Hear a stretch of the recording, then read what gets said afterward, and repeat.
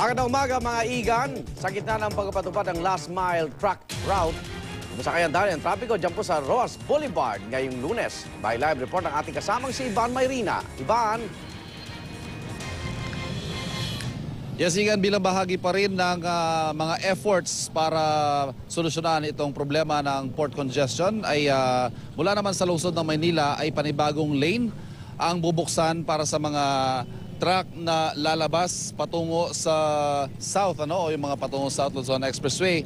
Ito po ay bahagi ng Road 10 hanggang Anda Circle. Kung dati po may isang lane, yung tinatawag nating express trade lane na papasok ng pier, meron din pong bubuksan na isa pang lane dyan sa Road 10 hanggang Anda Circle para naman sa mga didiretso papunta sa south. Yan po, isang dagdag na lane ang ibinigay ng lungsod ng Maynila para sa mga truck para nga mapabilis yung paglalabas ng mga kargamento at gayon din yung mga walang laman na container vans para nga masolusyonan itong port congestion.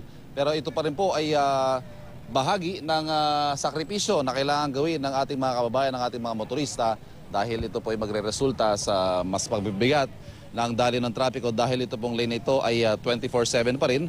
So isang lane pa ang masasakop ng mga truck sa susunod na 2 linggo. Sa kasalukuyan, nakikita natin ang mga kawani ng Manila Police District at gayon din ng Manila Traffic and Parking Bureau o MTPB na binibriefing sila at bibigyan ng specific instructions para kahit papaano ay ma-manage itong in-expect natin na mabigat na daloy ng trapiko sa mga susunod na araw. At yan, Igan, ang sitwasyon mula dito sa Rojas Boulevard sa Maynila. Balik muna sa iyo. Maraming salamat, Ivan Mayrina.